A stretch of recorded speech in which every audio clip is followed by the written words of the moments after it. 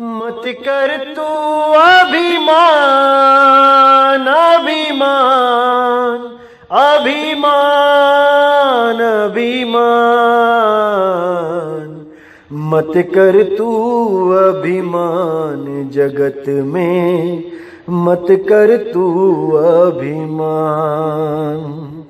तेरे जैसे लाखों आए, लाखों इस माटी ने खाए, लाखों इस माटी ने खाए। रहना नाम निशान जगत में, मत कर तू अभिमान, मत कर तू अभिमान जगत में, मत कर तू अभिमान। झूठी तेरी शान जगत में, मत कर तू अभिमान। नमस्कार मेरे प्यारे भाइयों, मेरे परमात्मा के प्यारे जीवहंसों। मैं बंदी छोड़ से यही अरदास करता हूं कि आप सब मेरे भाइयों का विवेक पहले से ज्यादा और ज्यादा और ज्यादा से ज्यादा बढ़ता ही जाए, और ऐसी कोई दुविधा ना रहे जो मेरे प्यारे भाइयों के मन में 1% भी घर कर पाए। ऐसा कोई भरमजाल ना बचे जिसमें मेरे भाई उलझ जाएं। मैं मालिक से यही अरदास करूंगा कि हर क्षण वो आपको ऐसा विवेक प्रदान करता रहे कि आप इन सर्व बंधनों से मुक्त होते ही चले जाओ। और ये जितने भी अधूरे गुरु बैठे हैं जो आपको भ्रमित करते हैं पग पग पे, उन सब की चालों को समझ के आप उनसे किनारा कर जाओ और उस शब्द गुरु की महिमा को जान के, उस परम पिता परमात्मा की महिमा को समझ के सत्य पंथ से जुड़ जाओ, सच्चे नाम से जुड़ जाओ। मैं बस यही अरदास करता हूं दिन रात उस मालिक से कि मेरे सारे भाइयों का विवेक चरम सीमा तक पहुंच जाए, कि कोई भी अधूरा शिष्य, कोई भी अधूरा गुरु आपको भ्रमित नहीं कर पाए।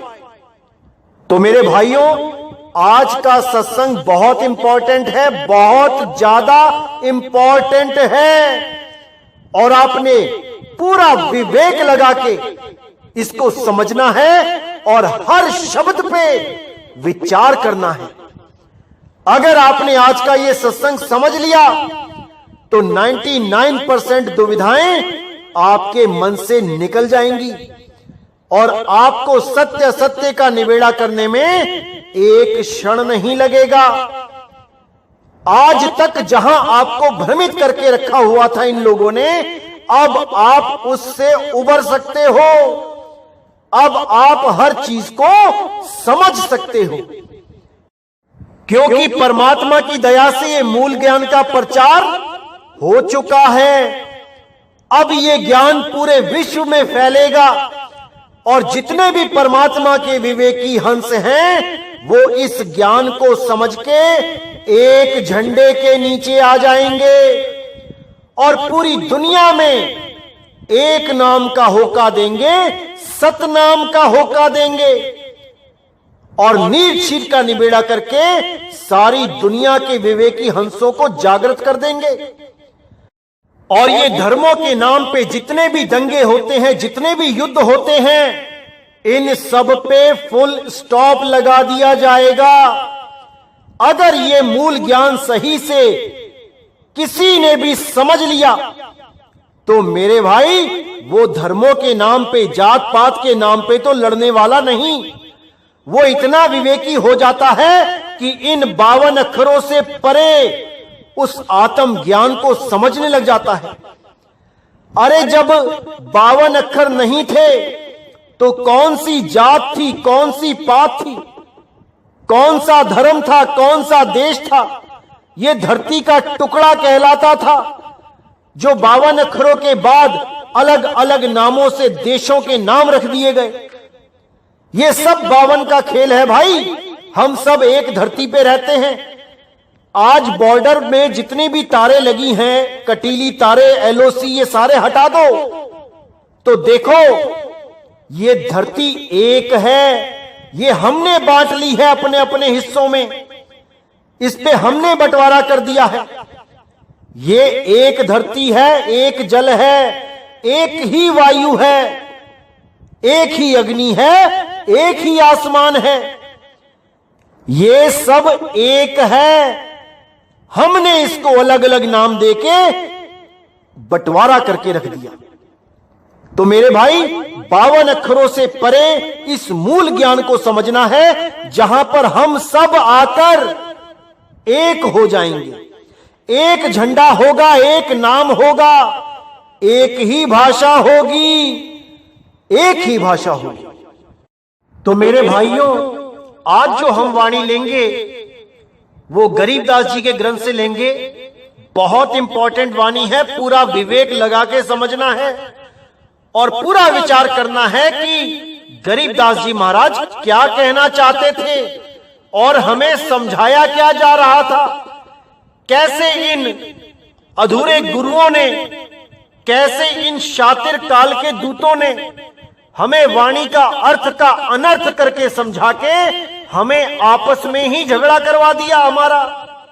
हम आपस में ही एक दूसरे से झगड़ने लगे, जबकि वाणी क्या कहना चाहती थी कोई नहीं समझ पाया, कोई नहीं। उसी वाणी को आज समझाया जाएगा। पूरा विवेक लगा के समझना है मेरे भाइयों, पूरा विवेक लगा के। तो क्या कहती है वाणी? अनंत कोटि ब्रह्मांड का चरबन कर ली, महाकाल की जाड़ में आवे सब कोई। तो यहां गरीबदास जी महाराज बता रहे हैं कि अनंत कोटि ब्रह्मांड का ये जितना भी पसारा दिखाई दे रहा है, ये जितने भी खंड ब्रह्मांड है, ये जो कुछ भी दिखाई दे रहा है, ये सबका चरबन कर ली। चरबन यानी कि जैसे भुने हुए कोई चने हो, कोई दाने हो, जैसे कोई चने चबाता है, तो उस भाव में बोल रहे हैं कि अनंत कोटि ब्रह्मांड का चरबन कर ले, महाकाल की जाड़ में आवे सब कोई। कि वो महाकाल इस सारे ब्रह्मांड का ये दाना बना देता है चबाने वाला, और अपनी दाढ़ में सबको चबाता है, किसी को नहीं छोड़ता, एक को भी नहीं छोड़ता। यही महाकाल पूरी सृष्टि बना देता है एक ही पल में, और पूरी सृष्टि का नाश भी एक ही पल में कर देता है। इसको अच्छी तरह समझना है, तभी आगे का ज्ञान समझ में आएगा।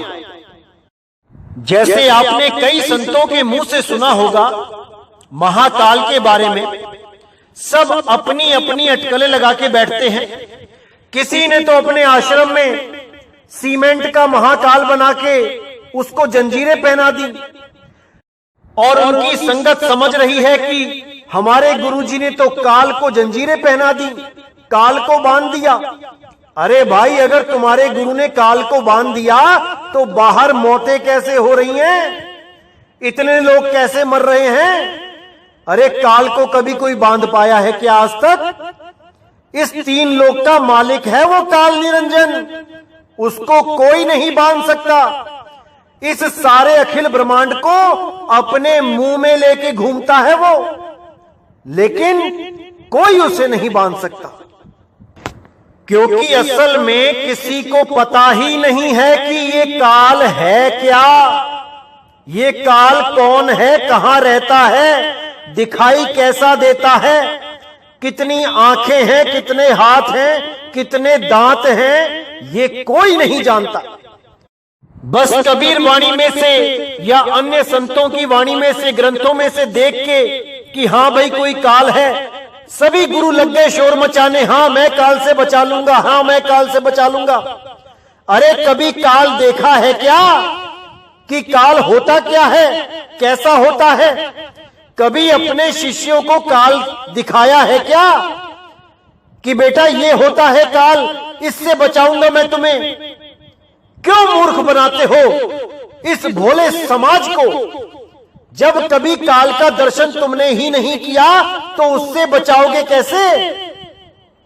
ये सब केवल और केवल मूर्ख बनाते हैं भोली जनता को। तो आज काल के बारे में बताया जाएगा, अच्छी तरह समझना है मेरे भाइयों। एक एक चीज को खोला जाएगा, लेकिन जो गुप्त रखने वाली बातें हैं वो फिर भी गुप्त ही रखी जाएंगी, क्योंकि अभी बहुत सारे आएंगे हमारे सत्संग सुन सुन के, अभी बहुत निकलेंगे बिलों में से। आपने पूरा विवेक लगाना है, इन लोगों को पहचानना है कि कैसे ये जीवों को धोखा देते हैं, इसको पहचानना है। इन लोगों की बातों की असलियत को जानना है। हमारे ही सत्संग सुन सुन के हमारे ही जैसे सत्संग करने लग गए हैं लोग। जैसे कोई असली ब्रांड मार्केट में आता है और उसी ब्रांड की नकल भी मार्केट में आ जाती है, तो जो विवेकी होते हैं वो कभी नकल को नहीं अपनाते, और जो विवेकहीन होते हैं वो तो दोनों को एक ही समझने लग जाते हैं कि भाई ये भी वही बात कर रहा है, वो भी वही बात कर रहा है। जैसे आपने देखा होगा कि बहुत से ब्रांड मार्केट में आते हैं, जैसे एक वैसलीन क्रीम आती है।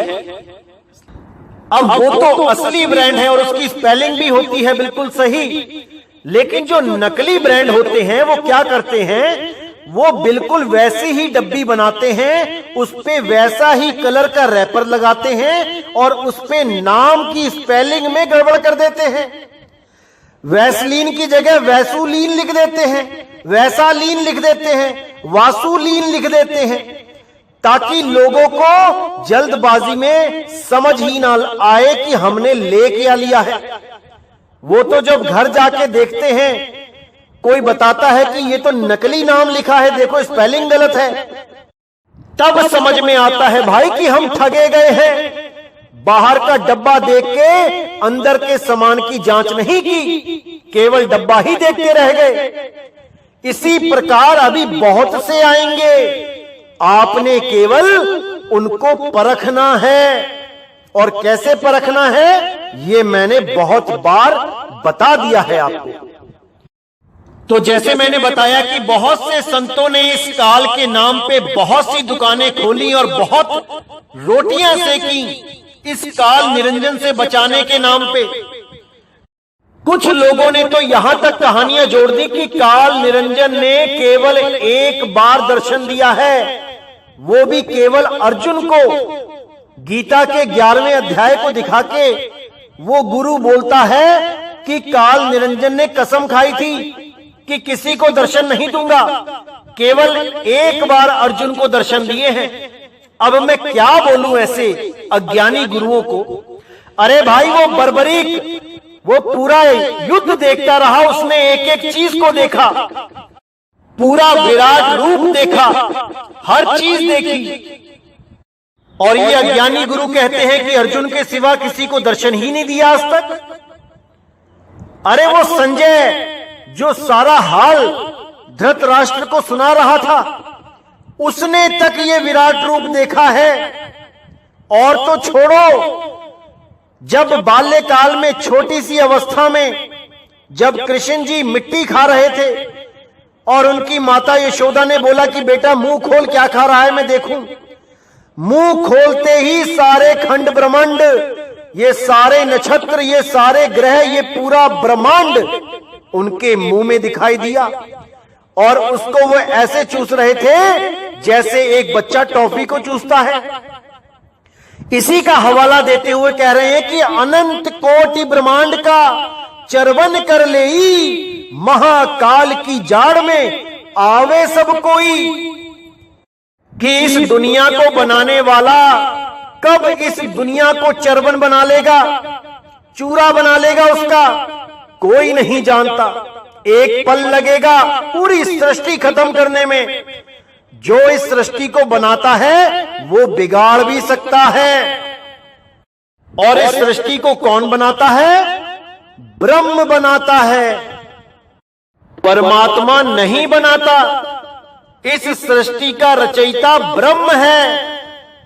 ये ब्रह्म क्या होता है, कैसा होता है, सृष्टि कैसे बनाता है, ये आने वाले सत्संगों में आपको इशारा कर दिया जाएगा।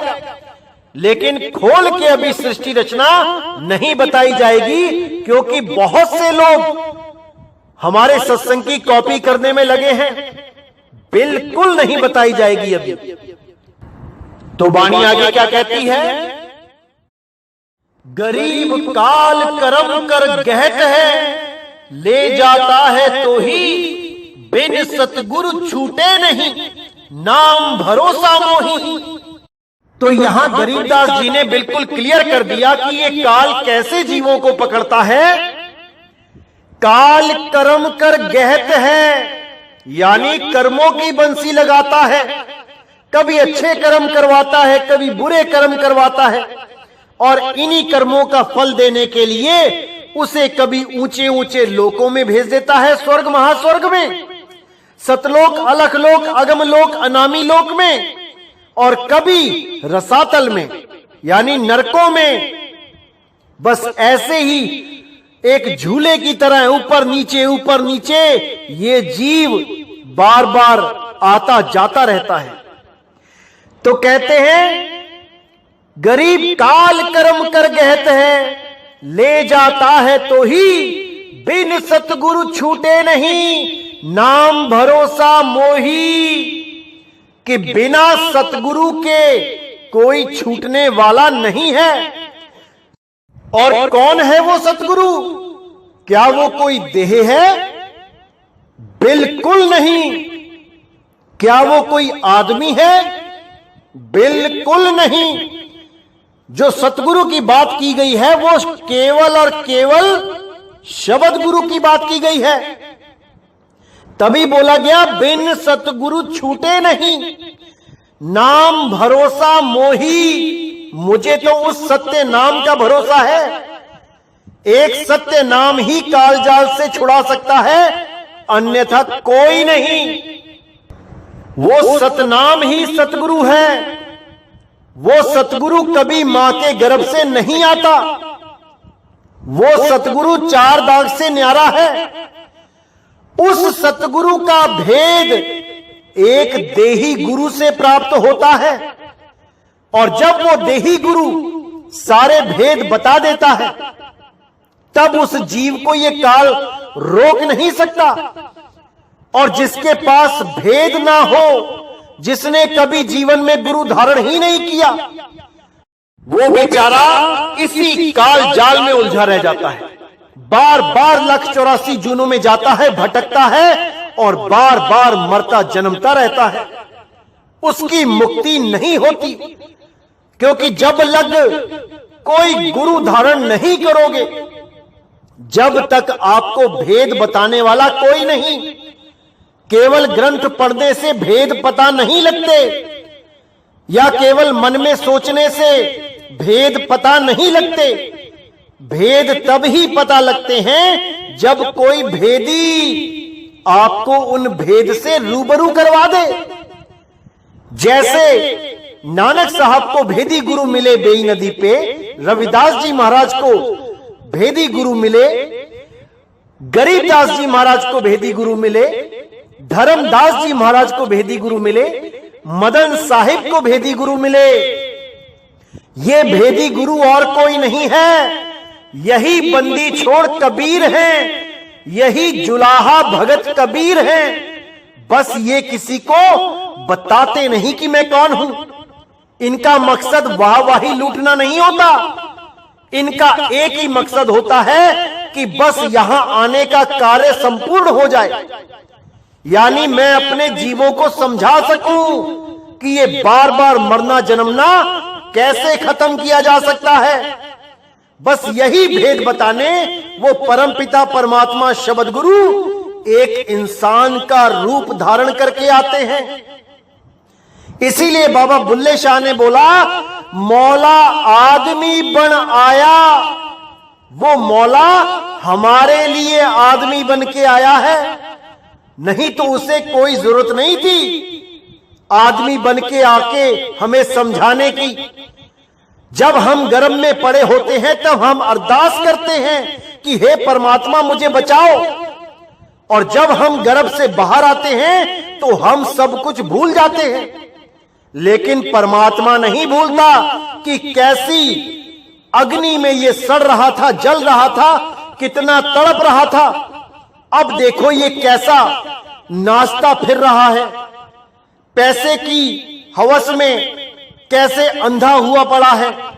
देखो कैसे दुनियावी खेल में एक कठपुतली की तरह नाच रहा है, और मन और माया इसको नचा रहे हैं। और थोड़े ही दिनों में ये दोबारा इस शरीर को छोड़ के फिर गर्भ में चला जाएगा, फिर अरदासें करेगा मुझे बचाओ। बार बार यही तो करता आया है। इसीलिए परमपिता परमात्मा दया करके हमें हमारे जैसा रूप धारण करके ही हमें मिलके समझाते हैं कि बेटा इससे पहले दोबारा गर्भ में चला जाए, जाग जा, जाग जा, वरना दोबारा गर्भ में उल्टा लटक जाएगा जाके। अभी बाथरूम में एक दिन नहीं रुक सकता अकेला, कोई बाहर से कुंडी लगा दे तो चीखें मारते हैं लोग। उस गर्भ में 9 महीना 10 दिन अकेले रहना पड़ेगा। अभी जाग जा मेरे भाई, जाग जा। तो आगे क्या कहती है वाणी? गरीब एक निरंजन काल है, एक निरंजन नाम, उर में दोनों बसत हैं, एक महल एक धाम। यहां पे गरीबदास जी ने बिल्कुल क्लियर कर दिया कि यहां पर 2 निरंजन है भाई, और इन दोनों निरंजन में क्या भेद है ये बताने वाला गुरु ही आपको उस काल निरंजन से छुड़ा सकता है।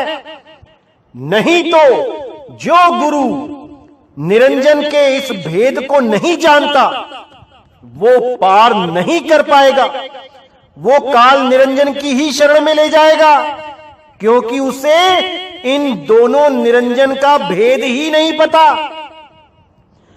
तो क्या बोलती है वाणी, क्या है इसमें गुप्त भेद? आइए जानते हैं। गरीब एक निरंजन काल है, यानी कि एक तो काल निरंजन यानी अलख निरंजन है, जो सारी दुनिया को, सारी सृष्टि को एक पल में पैदा करके दूसरे पल में नाश कर सकता है, जो साफ कहता है कि मैं ही कालों का काल महाकाल हूं।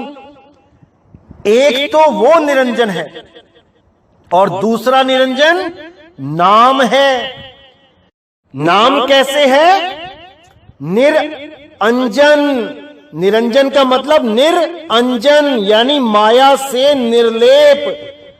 एक ऐसा नाम जिसमें माया नाम की कोई चीज ही नहीं। माया क्या है? त्रिगुणी माया। त्रिगुणी माया मतलब रजोगुण, सतोगुण, तमोगुण। जहां पर उत्पत्ति और प्रलय होती है वो माया के ही अधीन है। तो साफ बोला गया कि एक निरंजन नाम एक ऐसा नाम है जो माया से परे है। जब वो नाम आपको मिलेगा तब ही आप माया से परे हो पाओगे, नहीं तो जितने भी अधूरे गुरु हैं ये सब वही नाम देते हैं जो माया के अंदर है। क्या है माया के अंदर? ये 52 अक्षरी नाम, जो उत्पत्ति भी होती है जिसकी और प्रलय भी हो जाती है। इसीलिए बोला 52 आखर लोक त्रय, सब कुछ ही नहीं माही, और ये आखर खिर जाएंगे, वो आखर इनमें नाही। ये 52 अक्षरों के जितने भी नाम हैं ये खिर जाएंगे, ये खत्म हो जाएंगे, और इन 52 अक्षरों के द्वारा की गई भक्ति का भी नाश हो जाएगा। ये भी मोक्ष मुक्ति नहीं दे सकती। और माया क्या है? जो श्वास है, आवे जावे, जो श्वासा चल रही है सोहंग, वो भी माया ही है। अरे सोहंग आवे सोहंग जावे, सोहंग काल सबन को खावे, ये भी आती जाती माया ही है। उसके बाद जो 5 तत्वों की 5 धुनें हैं, शंखनाद है, बादलों की गर्जना है, बीणा है, बांसुरी है, सारंगी है, ये सब की सब काल की ही धुनें हैं, यानी तत्वों की ही धुनें हैं। तत्वों से ही पैदा होती हैं और तत्वों के नाश के साथ ही नाश हो जाती हैं। और सबसे बड़ी पहचान जो माया की है, माया की धुनों की है, वो बदलती रहती हैं। और जो बदलती रहती हैं वो माया की ही धुन है, माया की ही धुन है। तो हमने इनसे परे निकलना है, ऐसा सतगुरु करना है जो इन चीजों से, इस मायावी नामों से परे निरंजन नाम देवे, ना कि काल निरंजन की शरण में लेके चला जाए। तो आगे कहते हैं, उर में दोनों बसत हैं, एक महल एक धाम। जितना विवेक है यहां लगा दो मेरे भाइयों, लगा दो। क्या कहती है वाणी? उर में दोनों बसत हैं। उर मतलब होता है हृदय, दिल। क्योंकि आपने देखा होगा आजकल बहुत से लोग कहने लग गए हैं कि परमात्मा दिल में रहता है, परमात्मा हृदय में रहता है। असल में वो ये समझ ही नहीं पा रहे हैं कि कौन सा निरंजन हृदय में रहता है और कौन सा आत्म घट में रहता है। उस आत्म घट में जहां माया का कोई काम नहीं, वो आत्म घट विदेही है, वो देह में नहीं है। लेकिन ये काल निरंजन जहां रहता है वो देह ही है, वो देही में ही रहता है। उसी काल निरंजन के पुजारियों ने उसको हृदय में बताया है कि वो हृदय में रहता है। तो जो अज्ञानी संत होता है, जिसको भेद नहीं पता होता है इन दोनों निरंजन का, वो शरीरों में ही ध्यान लगाने लग जाते हैं, वो देह में ही उसको ढूंढने लग जाते हैं और परमात्मा की जगह काल निरंजन को प्राप्त कर लेते हैं अंत समय में।